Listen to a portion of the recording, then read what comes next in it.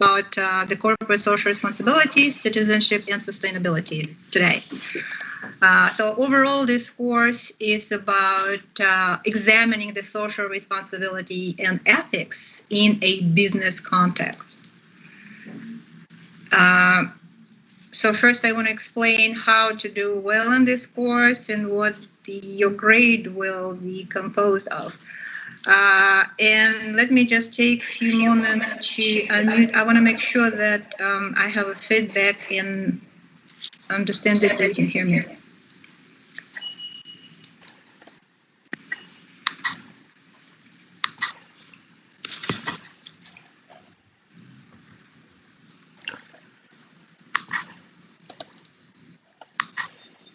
So if I don't have any messages from you, I'm assuming that you're hearing me well. And what we will be doing, I will stop every 20 minutes or so to read your comments and questions, and we'll respond to your questions and address your comments.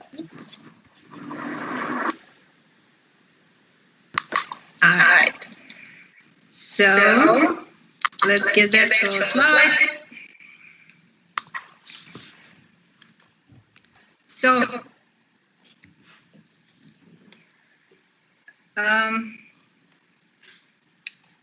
what we will be doing, we will have 10 lectures in this course and 5 seminars. So you will see, so in this schedule that I put together, you will have the schedule and refer to your schedule throughout the course. We will see how fast we will go, and probably the topics will be adjusted. Because we want to make sure that we cover not all the topics that are in this course, but important topics, and more importantly, that you will be able to understand the concepts. So far we have this preliminary schedule. You see that I put a midterm exam in the middle of the course. After we had 5 lectures, we will have a midterm examination, and the midterm will take place after you already have about first seminar. So we'll be able to talk about midterms. But what your course grade will be composed of 30% from the midterm grade, and your midterm will be a multiple choice true or false questions, and will probably include some short answers questions. Then 20% of the your grade comes from the course from the seminar participation. I will have 1 group, and 6 other groups will be taught by another instructor. In seminars, we'll be giving you more detailed instructions on how to earn your grade in classroom participation, and half of your grade will come from the final exam. Your exam will be designed so you will be able to take them online at the same time. So also at the end of each lecture, I will put together the reflection question for you. So the reflection questions are good to make sure that you can answer those questions. And so expect similar questions to be on your exams. And then discussion topics will also be included in the presentation. Those are indications of the questions that you will be posed on your seminars, and the types of short answers that may be short answer questions that may be included in your exams. So this would be maybe a little bit challenging course for you for 2 reasons. Number one, it's sort of a lot of talking, a lot of definition, sort of a humanitarian subject. And number 2, it's in English, so unfortunately, I don't know your level of understanding. We'll know more on seminars, but at least at the lectures, I have no idea. But as I said, I will try to go slowly. And I included all the information on slide as much in more details as possible. So we'll see how this will work out. But I'm sure if you put some effort into this course, you will do well. It is, even though I said there's a lot of talk about definitions, it is an important course. because as a citizen, as a consumer, you will learn a lot, and you will learn a lot what to expect from your business, from the businesses and the business environment, and you will learn what to demand from the business in today's environment. So let's start with corporate social responsibility as a concept. I suggest you start repeating this word like corporate social responsibility. It have to be so kind of natural in this course, and it will help to improve your pronunciation and vocabulary. So the business has always been charged by the public, including us as consumers, with a variety of allegations by the public opinion. It's reflected in the media. Some examples of those charges are: business has little concern for the consumer. Business exploits its employees. Business doesn't care about the deteriorating social order. Has no concept of principled ethic decision-making, or it is indifferent to the problems of the environment, and so on. So issues about what responsibilities business has to society continue to be raised over and over. You can hear in the media a lot of discussion. So these claims have generated an unprecedented number of pleas for companies to be more socially responsible. So these kinds of criticism of business led to increased concern for the social environment. And out of these developments has grown this notion of corporate social responsibility. It is useful to begin with a view of what corporate social responsibility actually means. The early definitions provide useful insights into the concept of corporate social responsibility. One of the early views stated that corporate social responsibility is seriously considering the impact of the company's actions on the society. Another early definition was that social responsibility requires the individual to consider his or her acts in terms of a whole social system, and it holds the individual responsible for the effects of his or her acts anywhere in that system. When I say acts, it's the behavior and activities that we are talking about.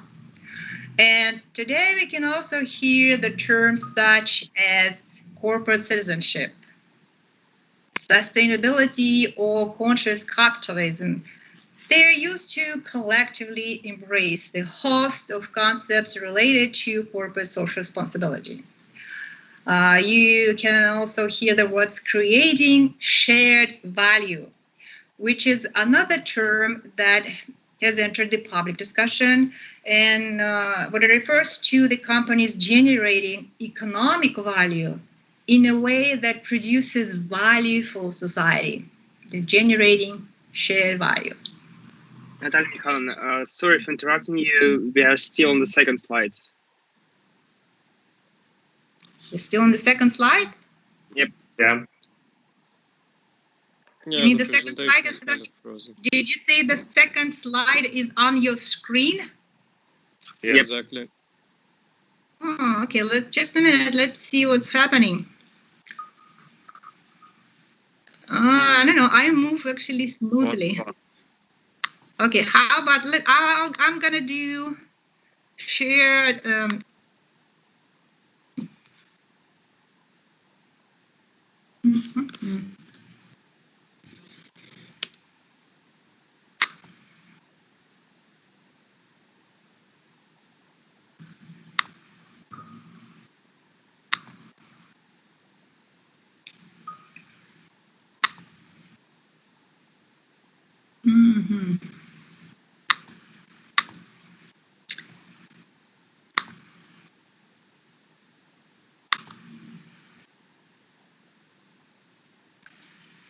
How about now?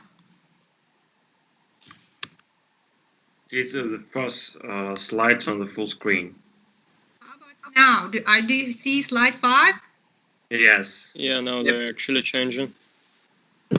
So when you said you were on slide 2, that's where you were. Now we're progressing. So what I told about the evolution of the definition, there's not much information on the slide,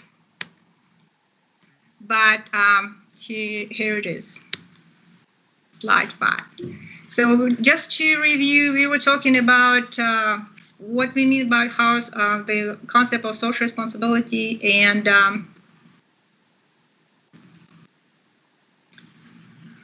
what we hear sometimes. Sometimes we hear created shared value, and sometimes we talk about one person responsibility, and sometimes we talk about entire business responsibility. Okay, so now we are moving on to historic perspective of corporate social responsibility. Do you see this four boxes: economic, legal, social, and stakeholder model? Yes. Yes. Okay. Okay, thank you. So this is important historical perspective. It's not from the understanding how it has been evolved, but we will be discussing in the, further on this 4-part model. So hang on with me. If you look at how this concept of business responsibility has evolved in the free market society, remember the keywords here is free market society, because this concept of corporate social responsibility came to us, to Russian market from European and American economy, because this is where it was generated. And then with the development of free market here in Russia, we accept and embrace those corporate social responsibilities to business, because this is what we want also our business to be responsible to us. And we want to apply corporate social responsibility concept to the businesses, not only Russian businesses, but also international businesses, because the business is becoming more global. So that's why we look at where it came from to understand the pillars it stands on. So if you look at how the concept of business responsibility has evolved in those free market societies, it started, we can note that since the industrial revolutions of the 1800s, it has been fashioned after this traditional classical economic model. So the starting point, of course, was Adam Smith's concept of the invisible hand. So this classical view holds a society should best determine its needs and wants through the marketplace. In this view, the invisible hand, in quotes, of the market transforms self-interest into societal interest, somehow magically using these marketplace forces. Although the marketplace has done a fairly good job in deciding what goods and services should be produced, it had not fared quite well in ensuring that business always acted fairly and ethically. And so over the decades, society's expectation of business changed from being strictly economic in nature to including issues that had been previously at business discretion. And eventually many laws were passed to reflect these concerns and to constrain business behavior. So a legal model of this concept to business responsibility gradually emerged, from economic to legal model. And over time, increasing focus on society's expectations beyond what was legally required led to emergence of a social model, which eventually had transformed to this stakeholder model. And in the stakeholder model, sustainability has become a prominent focus of the concept of corporate responsibility. And we will talk about and developing the stakeholder model ideas further in this course together. So let's talk about adaptations of the economic model, because this is how it all started. So early on, the different variations of the classical economic model were seen in practice in at least 3 areas: philanthropy, community obligations, and paternalism. From historical documents, we know that business people did engage in philanthropy even during periods dominated by traditional economic view. Well, there were significant contributions to charity and other social causes. One of the early examples of this was a collaborative effort in the United States between the railroads and YMCA. Well, I'm sure you all heard about YMCA. It's about 170-year-old worldwide youth organization based in Geneva. So after the Civil War in the United States, the railroads got involved in providing a lot of community service for the areas where railroads served to support the local YMCA chapters. Yes, granted, these services economically benefited the railroads, but at the same time, they were philanthropic in nature. Then, during the later part of the 19th century and into the 20th century, appeared what's known as paternalism. One of the examples was the creation of the company towns. A company town is a place where one main business created and owned practically all stores, housing, schools, markets, recreation activities, facilities, even churches. So in this way, business took a kind of protective, paternalistic social responsibility. So now, as the economy moves into a completely different phase in the United States, those paternalistic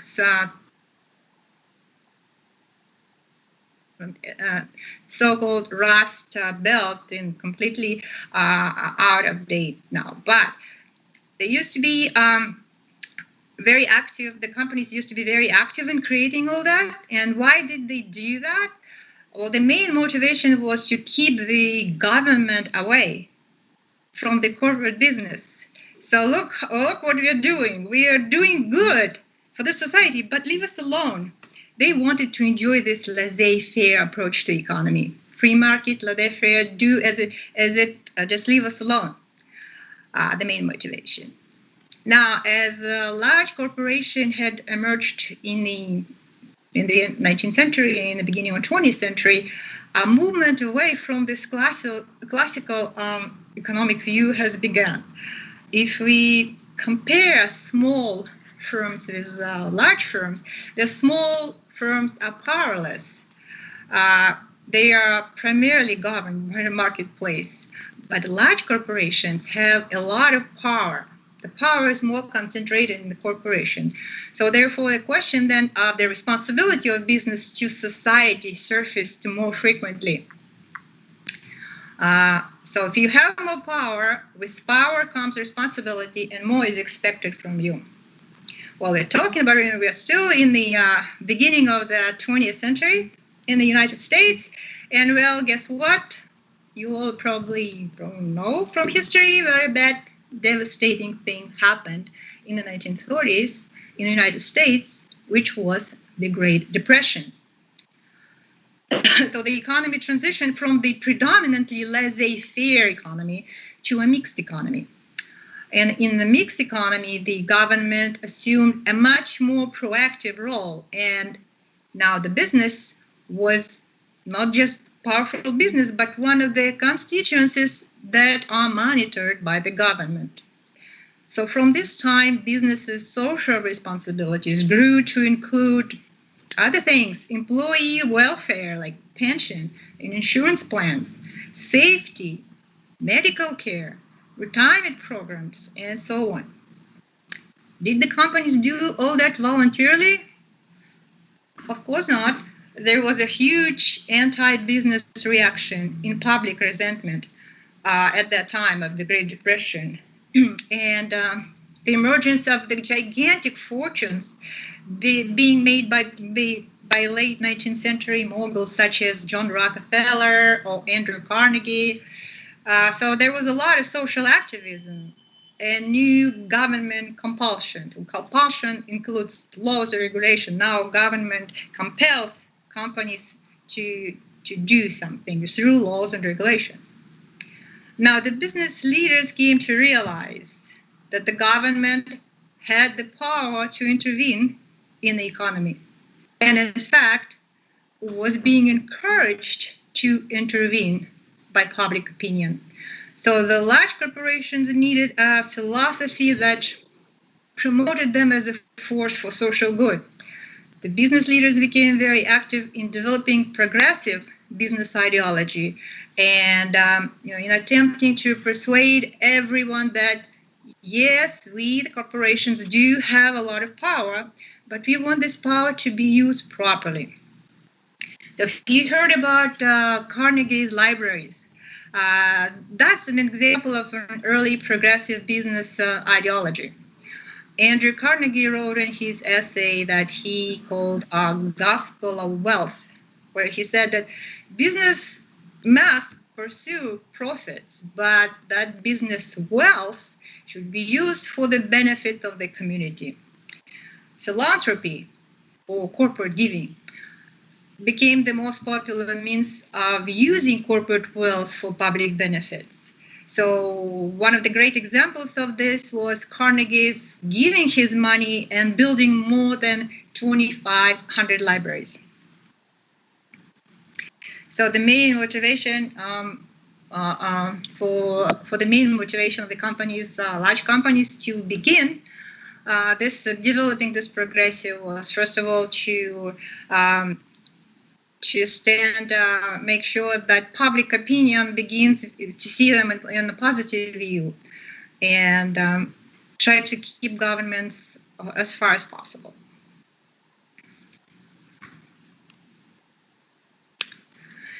So from the historical points to the evolution of description, you might wonder why spending time on reciting some of these definitions.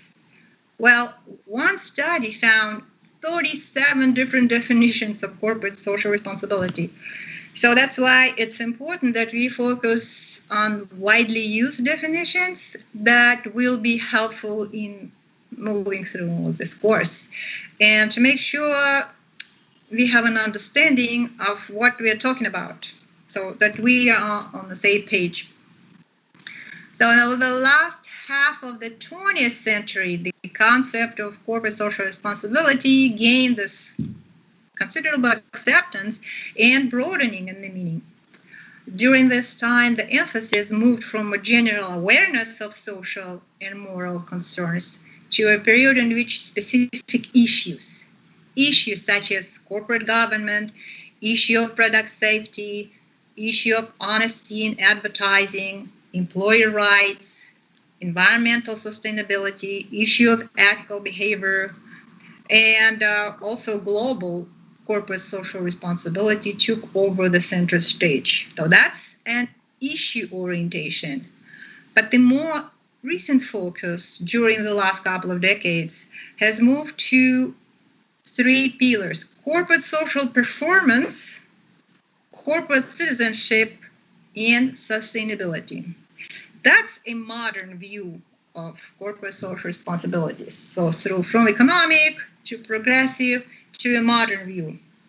So we will be focusing more on modern view of corporate social responsibility. So let's return to this basic question. What does corporate social responsibility really mean? So far, I've used rather a simple definition of social responsibility. That corporate social responsibility is seriously considering the impact of the company's action on society. But that definition is kind of ambiguous.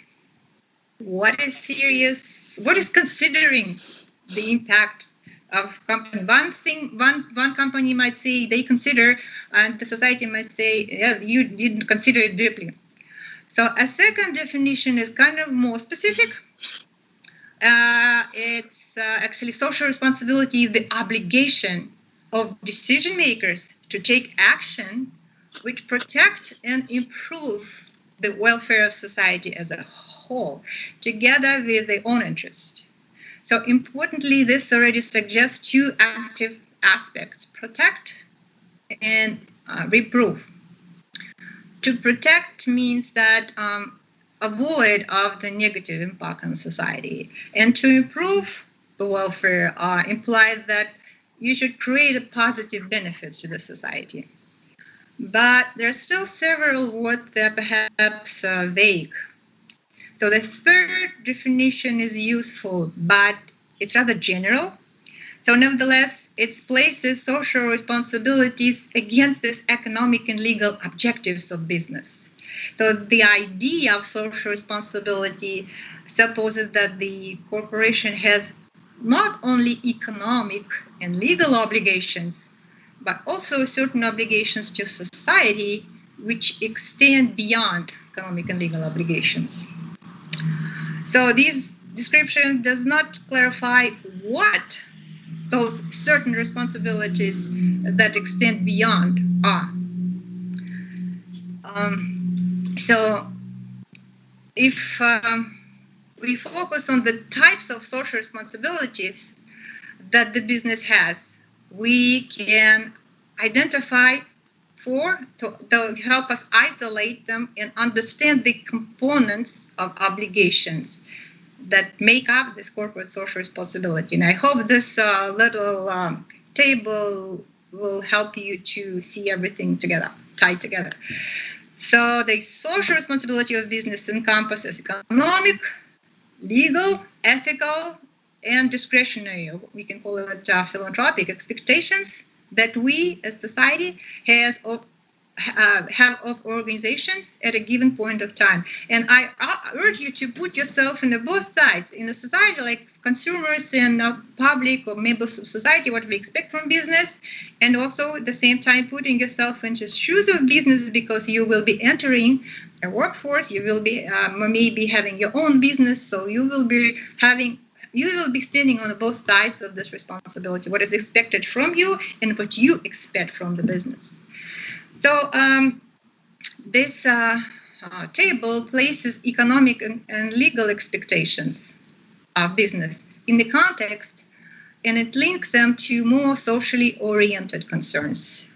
These social concerns include ethic responsibilities and philanthropic responsibilities. So we call them discretionary because they are voluntary, whether they do it or what at any time they want. So at a basic foundational level, business has economic responsibilities, right? It may seem strange to call this economic responsibility a social responsibility. But in effect, this is what it is.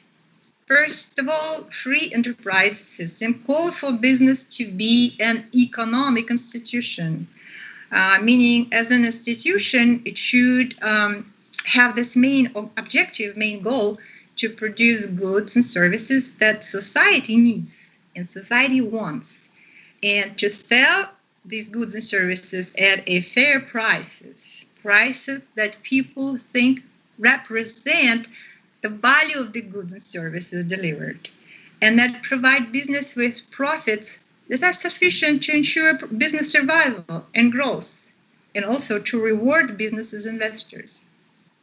So while thinking about its economic responsibilities, business employs many management concepts that are directed toward financial effectiveness of companies, such as you have to produce revenue, you need to pay attention to revenue, you decrease your costs, see how your investments are performing, make strategic decisions, and also other concepts that are focused on improving the long-term financial performance of your organization. And especially today, economic sustainability has become a really urgent topic because of this global hyper-competition. So the economic responsibilities are really, truly, we can count them as social responsibilities as well, and they are essential. Without them, everything else is moot, because firms simply go out of business, right? However, the economic responsibilities are not enough. They're just part of what business must do to meet society's expectations of them. Business also has legal responsibilities. We have established the ground rules, the laws and regulations under which businesses are expected to regulate. It's completely another question whether businesses are completely within the laws and regulations, whether they break the laws and regulations. We're not talking about this up here. We're talking about the expected to operate from. As a society, we expect business to operate within laws and regulations. It is business responsibility toward us as society to comply with these laws. It is not an accident that compliance officers now have a very important role on company organizations charts. We have a master's program in compliance here at the High School of Economics and the School of Law, and has a very high demand because companies require people, specialists with compliance. So the legal responsibilities are also essential. Yet they do not capture the full range of standards and practices that are expected of business by the society.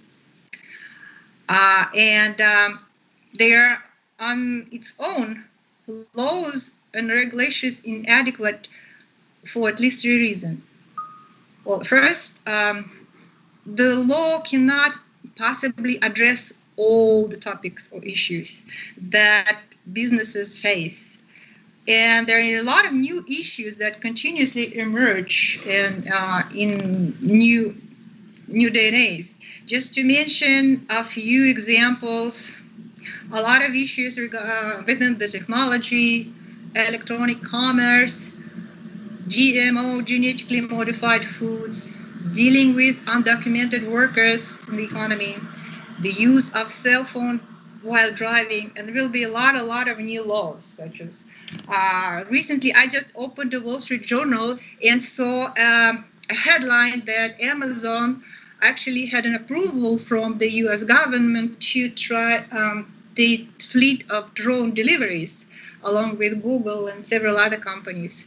So they are on testing mode, and there's still several ways far from their using them for deliveries, but there still be a lot of issues how to regulate a lot of drones flying out and delivering the goods. They don't have those laws in the US. We don't have those laws here in Russian books, and there are no laws like that in Europe yet. Their technology go ahead than the laws and regulations. So the laws cannot possibly address all the topics, and the topics developing quicker than laws can catch up.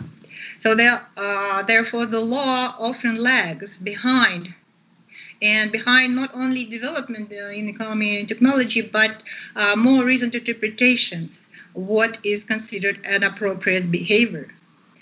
For example, this technology permits more precise measurements of environmental contaminations like air pollution and water pollution, and the laws are based on measures that are made by special equipment. And so the equipment becomes obsolete and the measurements become updated, not frequently updated, that the laws really cannot catch up with those equipment development and technology and obsolete measurements. So that's the second reason. And the third reason the laws are inadequate, that the laws are made by the lawmakers, the people, and laws therefore often reflect the personal interests and political motivations of the legislators rather than an appropriate ethical justification that the society expects. And because laws are essential but not sufficient, ethical responsibilities are needed to embrace those activities, those standards, and those practices that are expected or sometimes prohibited by the society, even though they are not codified into the law. So ethical responsibilities include the full scope of norms, standards, values, and expectations that reflect what consumers, employees, shareholders, and the community in general regard as fair, as just, as consistent with respect to shareholders' moral rights. So, of course, the moral and ethics are not included in the laws and regulations. So, historically, changes in the public's concept of ethics or values precede the establishment of new laws, and they actually become the driving force behind the initial creation of laws and regulations.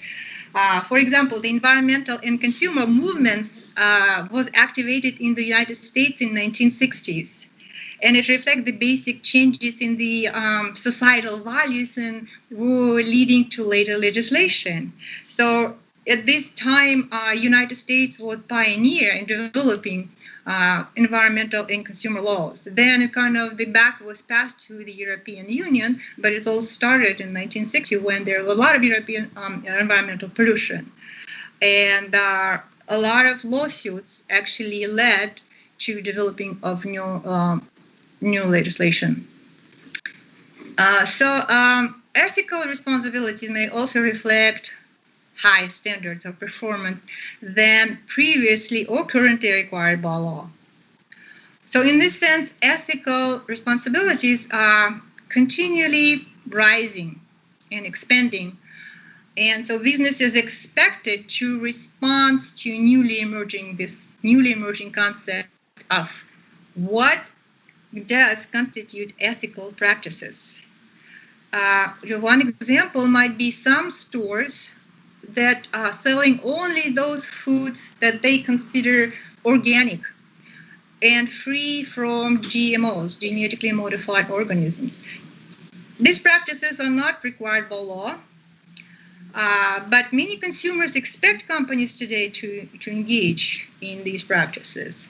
Also, ethics issues in the global arena have multiplied in recent years. We'll talk about it a little bit later. One example is electronic waste. Countries like United States or countries in the European Union are the largest producers of electronic waste, which is obsolete equipment, sometimes broken, sometimes simply morally obsolete. This equipment actually moved or shipped to poor countries or south of the world, or poor countries, poor areas in China and Africa, with all the environmental burden and public health burden pushed from the countries where the equipment is used to countries where the equipment is processed. It's a global ethical issue. And finally, there are businesses' voluntary, this discretionary or philanthropic responsibility. Though they're not really responsibility, as we're talking about, they're voluntary, they're not really responsibility in the literal sense of the word. But these are perceived as responsibilities because they reflect current expectations of business by the public. So it depends on businesses' desire, whether they engage in social activities that are not mandated, not required by law, and not generally expected in this ethical sense. Nevertheless, the public has an expectation that business will give back. You may hear these words, give back, that's philanthropy. And so this category has become a part of this implied social contract between business and society. So these activities might include corporate giving, product and service donations, giving money to High School of Economics for scholarships, community development, planting trees around, and other kinds of voluntary use of organization resources and its employees with communities and other stakeholders. So, just going back to this table, it puts economic and legal responsibility together with ethical and philanthropic, and we're kind of in one whole view. And so, in summary, total social responsibility of business entails the concurrent fulfillment of the firm's economic, legal, ethical, and philanthropical responsibilities. concurrent means simultaneously at the same time. So this is illustrated in this equation. Economic responsibilities plus legal plus ethical plus philanthropic responsibilities, total corporate social responsibilities. Although this is not really an equation because we have no idea what the weight of each in this equation is, and we'll discuss later in the course how loose this is, and it depends what companies decide, and all kind of different contexts. We'll discuss all different 4 parts, but overall we can say that in more practical and managerial terms, the social responsible firm should strive to make a profit, obey the law, be ethical, and be a good corporate citizen. So that's a stakeholder perspective. We'll be trying to develop later. But overall, just to remember and understand that would be a good way to keep referring to this model when you ask questions about this corporate social responsibility and its components. So what do the companies have to do to be seen as socially responsible?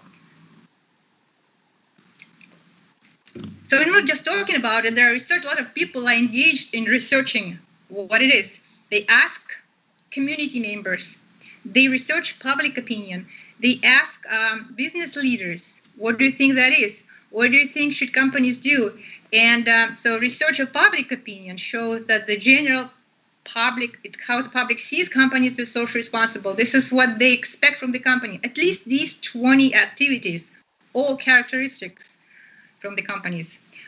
Most of these activities are representative of the legal and ethical and philosophical components of 4-part definition that we described.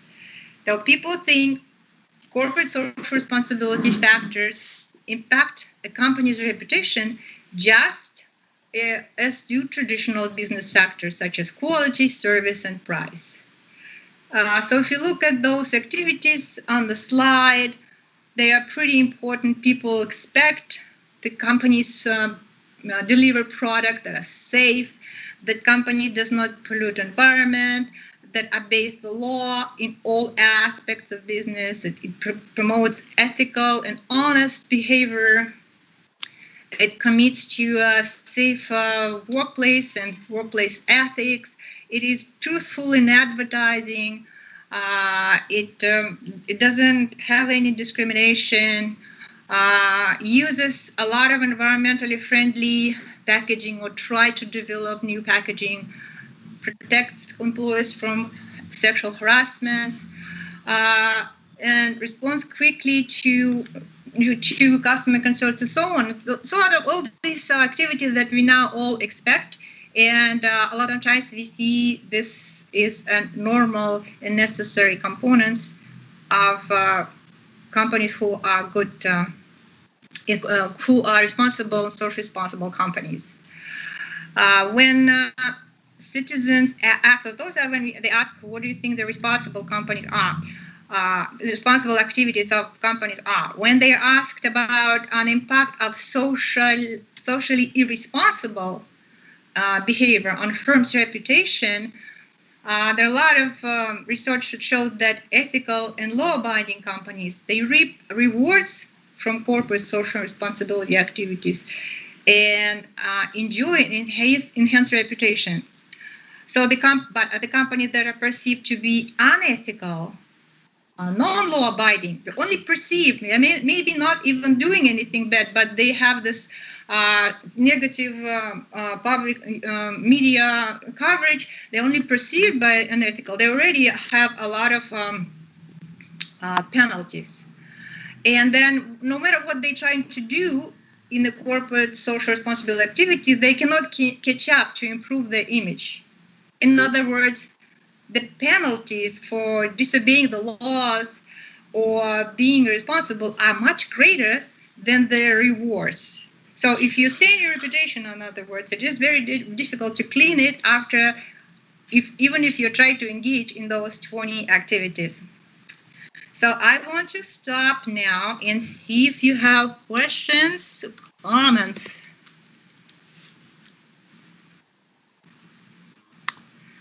So if you want to, if you have a questions, you can talk. I think I unmuted all of you, or send me a text.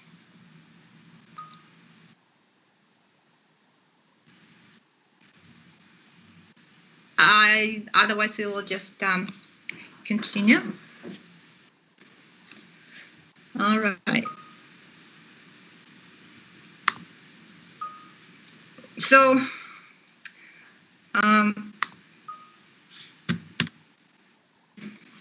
we talked about what that is, corporate social responsibility, and we have this perception that it's a good thing. But in an effort to provide this balanced view of corporate social responsibility, let's just consider arguments that are raised against. Not everybody agrees with that it needs to be a part of business. So let's consider the arguments against that are traditionally being raised against and for it. Because when you talk about it, when you discuss issues that we'll be doing in seminars, you don't just say, I think it's a good thing, or I think it's a bad thing. You need to argue why. So the classical economic school of thought holds that management has one and only one responsibility, which is to maximize shareholder wealth. So this economic school argues that social issues are not the concern of business people. The social problems should be resolved by the workings of the free market system. Remember, laissez-faire, don't get involved. We have nothing to do with social problems. And if the free market cannot solve the social problems, then it falls upon the government and legislation to do their job. Today, very few people in business world actually resist corporate social responsibility on this ground of classical economic theory. Another objection is that managers are actually oriented and they do not have the necessary expertise. They're not equipped with social skills. They can't make social decisions. Although this may have been true at one point in time, it's less true today because corporate social responsibility is now becoming compulsory in business schools, what you're doing is taking this course which is compulsory for you. So at the end of this course, you can see the importance and why it is necessary for the business to get involved in corporate social responsibility. So managers are not only oriented toward finance operation, they will also have to have this kind of education. It is incorporated in executive education as well. And it is integrated into corporate strategic decision making. And a third issue is closely related to businesses not equipped. I just mentioned, people say if managers were to pursue this corporate social responsibility very actively, it would tend to dilute business primary purpose. In other words, corporate social responsibility would put business into another field. They're not related to business's proper aim. But more and more entrepreneurs see the decision to pursue social goals as an actually desirable choice, not a dilution of business. So there's another argument against corporate social responsibility that business already have enough power. They have economic power, they have environmental, political, technological power. And so why place in their hands an opportunity to have additional social power? Too much power already. So this view kind of tends to ignore the potential use of business social power for public good. Yet this power can and should be used for the public good and is using for public good. And also another argument is that if you encourage business to assume these social responsibilities, business might be placed in this very vulnerable position in terms of global competition. So one consequence of being socially responsible that business must internalize costs, absorb the costs that is formerly used to be passed on the society in this form of dirty air, unsafe products, and so on. So the increase in the cost of products caused by inclusion of this social or environmental consideration in the price structure might actually lead to increasing price of the product. So therefore, it will make them less competitive in international market, and especially for companies who in the countries which are required company to be social responsible, and on the global market, probably other countries, they do not have that kind of requirements.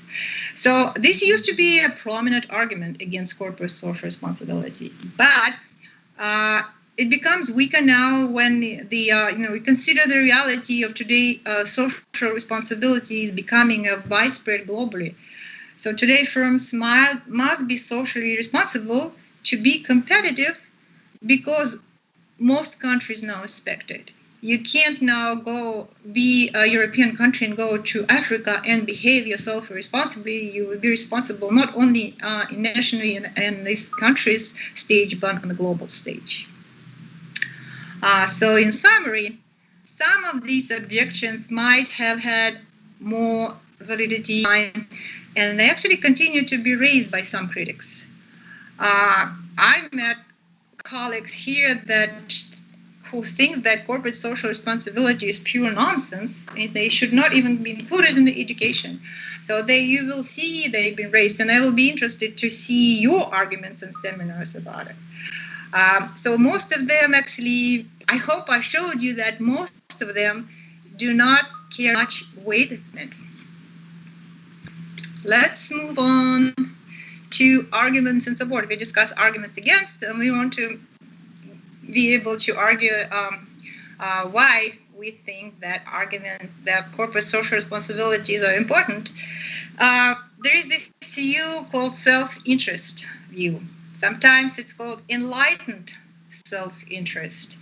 If businesses wants to have a healthy climate in which it wants to operate in the future, it should take action now to ensure its a long-term sustainability. So it's a part of a long-term strategy. The reasoning behind this is that society actually expects that if business does not respond to its own initiative, its role in society will be changed from outside. For example, government regulations. In other words, it is more advantageous to do the things on your own terms than wait when the government enacts a law that you don't know how to deal with it. For managers who often have a short-term orientation, it is sometimes difficult to appreciate that their rights and roles in economic systems are actually determined by society. So this concern for the long-term viability of business and society is the primary driver in the current emphasis of sustainability, but it requires really a long-term thinking. So this is why the sustainability, long-term thinking is actually part of concept of sustainability, and that's why, as I said earlier, sustainability has become a synonym for corporate social responsibility. So one of the most practical reasons for business to be socially responsible is to ward off government intervention and regulation. Because today, if business is not actually self-regulates in many areas, the government actually will intervene with an expensive regulatory apparatus to fill this void left by the business. So that is the answer to why business invests in self-compliance. This is why. If business places itself with self-discipline standards and guidelines, future government interventions can be somewhat prevented. So warding off government regulation, it pays to be to self-regulate than to wait for government intervention and then deal with it. There are two additional arguments. The business has the resource and let the business try. So this is just how they call business has the resource. And let the business try. So because the business has a resource of management talent, functional expertise, a resource of capital, and because so many actors have tried and failed to solve societal problems, like if government tried and failed, if non-government organization tried and failed, business should be given a chance to do good as well.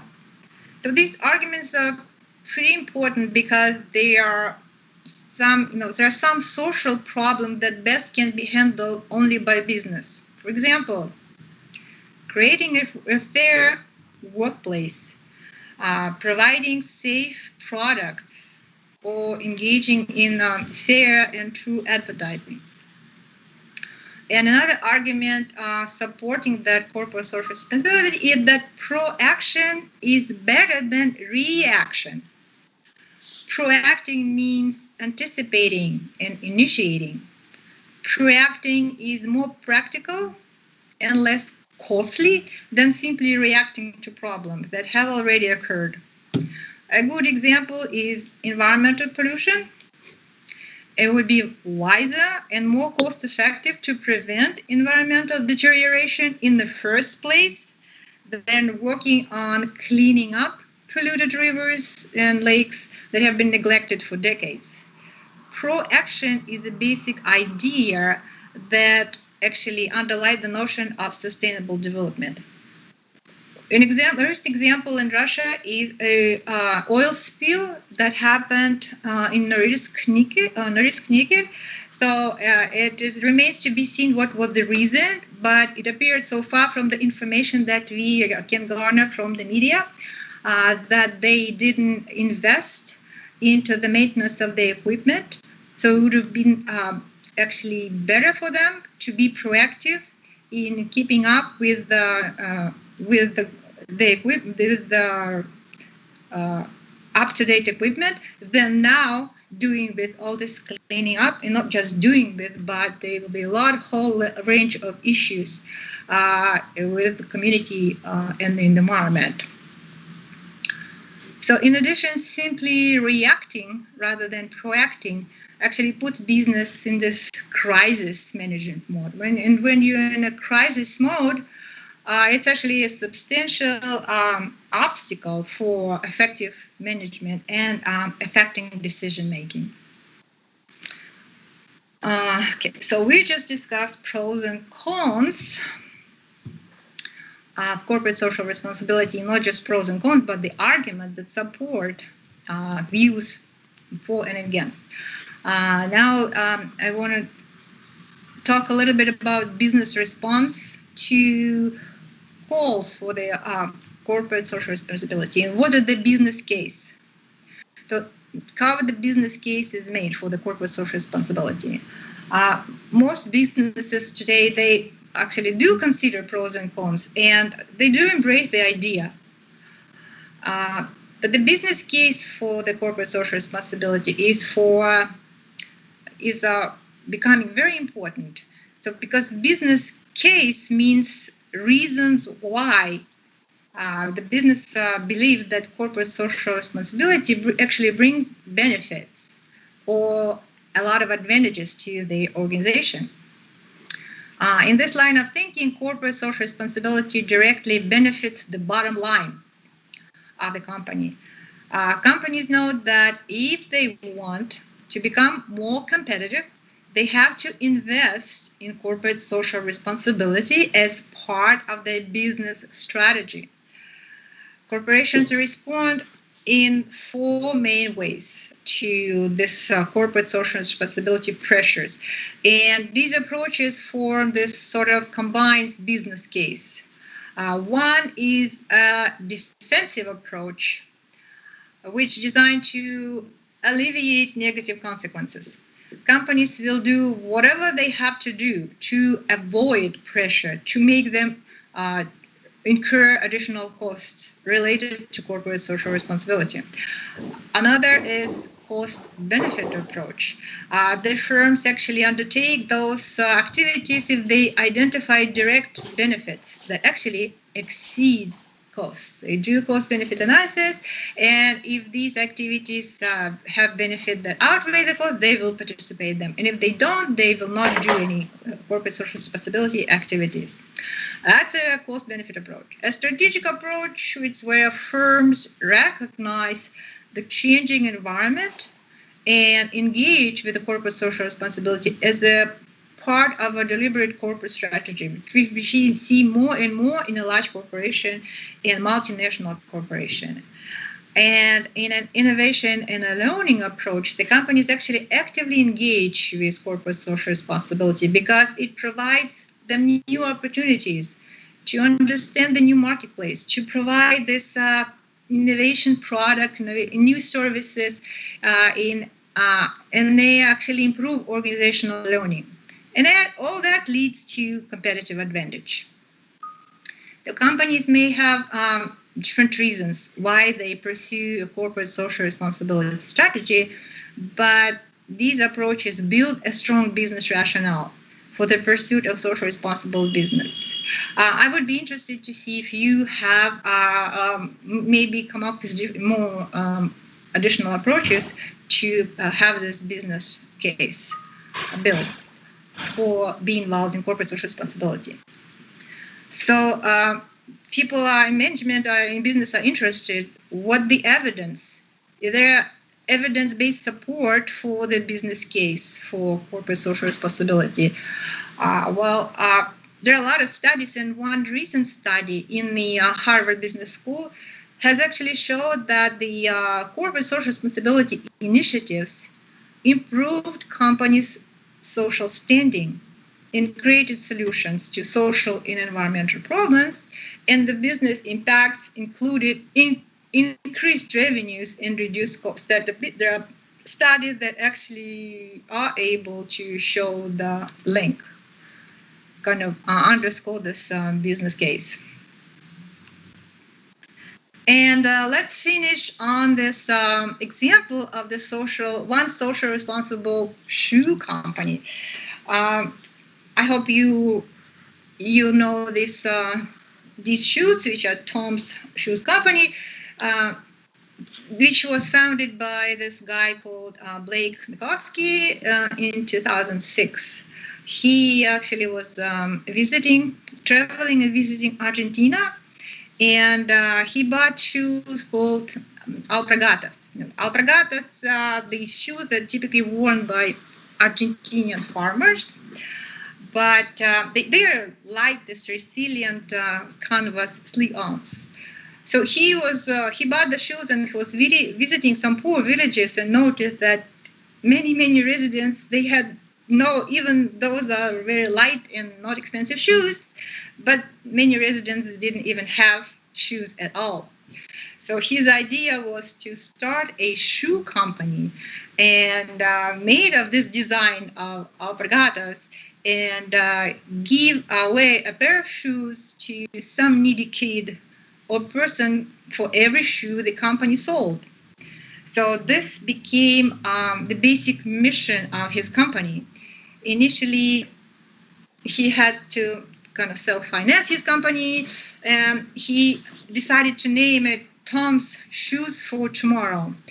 And then in the summer, so the visit was in 2006, and the same year he actually already designed and unveiled his first collection of Tom's shoes, and by fall the same year he already was able to sell 10,000 pairs of shoes.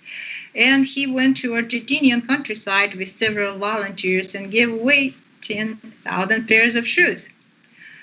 So there was an article in Times magazine where he said, I always thought that I will spend my first time of my life making money, and the second half of my life giving it away. And I never thought that I could do both at the same time. Yeah, so next year in February, his company had orders already from 300 stores, for over 40,000 of his summer and spring collection shoes. It's not trivial. It's a great success. So you see how the world responded to this idea. And he opened internationally, entered markets in Japan, Australia, Canada, France, Spain at the same year. So then in 6 years, they already launched another idea with the eyewear line and adopted slogan 1 for 1. So if you purchase a pair of glasses from them, they will give glasses to a person in need. So, and they already, in about 5 years ago, they given away about 50 million shoes. So, all the same year, they announced that they created a fund to support social good startups. So, you see that's interesting example where all this thing that we discussed are put together. He was able to make money, but at the same time he gave away. So this is ethical and philanthropic behavior. But if you recall, 4-part definition of corporate social responsibility that we discussed, well, let's think about how we would assess his Tom's corporate social responsibility. It seemed that the company, let's just move back a little bit, economic, legal, ethical. It seems that the company is more of an ethical and philanthropic model. So he started from this ethical and philanthropic model ideas, and not from the base of economic and legal. Okay, I'm going to make this money, and maybe I will give away more shoes, and this will help me make more money. It was the other way around. So, the seminars will discuss more examples of the companies, and here we have a little bit more time to discuss greenwashing. You probably heard about greenwashing or whitewashing, but it's important to point out that not all companies that actually promote the corporate social responsibility images are actually serious about being responsible to those who are involved. Some companies are trying to convey this image of responsibility when they, in fact, they are doing not really good things. They're focusing on their own profits with this superficial attention to responsible business practices. So the greenwashing happens when companies are intentionally seeking to convey this image of social responsible form. However, the evidence of their practices does not support this conclusion.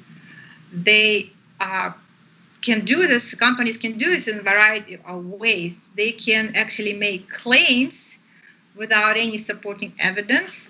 They can use misleading labeling, or companies can promote this relatively unimportant but visible initiative while they have an overall record of acting very irresponsibly behind the scene.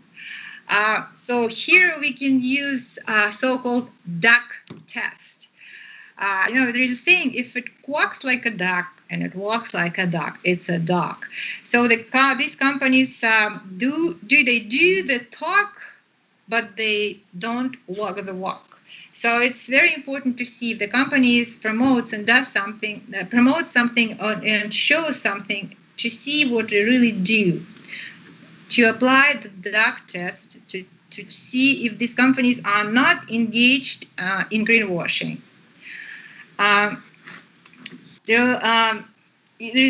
Some critics might accuse this auto giant, well-known and respected Volkswagen, of a form of corporate social responsibility greenwashing. Volkswagen actually a very strongly promoted this company as a progressive, inclusive, this caring corporation. But at the same time, it was engaged in a massive deception. They falsified emission data in its vehicles.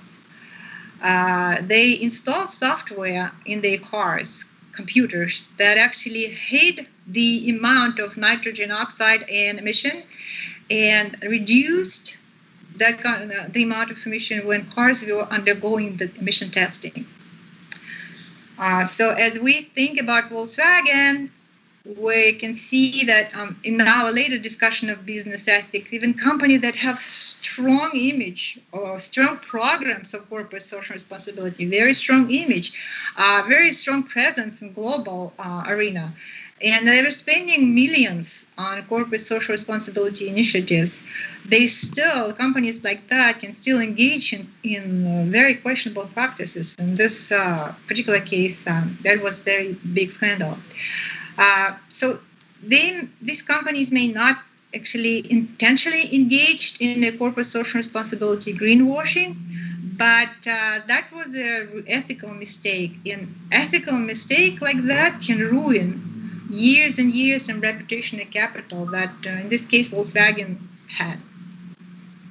So we can actually reach the conclusion concerning corporate social responsibility and sustainability that in order to truly understand companies' motives and strategies, they have to carefully analyze the consistency of their practices and policies with the stated missions and aspirations. Because a lot of times you open the web page of the companies, you see these great missions, describe a lot of aspirations, nice pictures and images, but there are no 100% actually pure socially responsible companies, but some do better than the others. And in any case, we need to carefully examine the practices and claims beyond the home web page to understand that they are not engaged in the greenwashing. So we need to watch carefully if companies start parading their virtues, and if their internal standards or other practices may not be consistent with the image that they're seeking. So most of the time, one spoon of a bad behavior indication of a lot of other unethical or not corporate responsible behavior. So let's just stop here, and this is will be the beginning of our next lecture. We will see if you have questions or comments, and meanwhile I'll show you at the end of each presentation you will find learning objectives or review topics. So this would be useful for you to make sure you can answer all of them. Because you'll be responsible for them. As I mentioned, you'll be responsible for them on your exams. And if there's something that wasn't clear, you didn't understand, I wasn't talking clearly or went too fast, we'll clear that up in seminars. And of course, I encourage you to contact me and just simply use my corporate email, and I'll be happy to answer all your questions. In addition to learning objectives here, I will include also review questions. Those will be the questions indicative to your to what you might see on the exams, and also discussion questions. So in this way, the presentation will be like a package for you, where you see all the materials, and then you will see the guidelines for preparation for exams. So this way, I didn't want to send you different files and different documents. The only thing that I will add then a little points for readings, but the readings are preferable for you to be done before the seminar, so you're prepared for discussion. So let's see if you have questions. Just give me a feedback if you could hear me well. If you let's see. Will the video the lectures of all? Certainly, I will upload the video, and you'll be able to refer to the video anytime you want.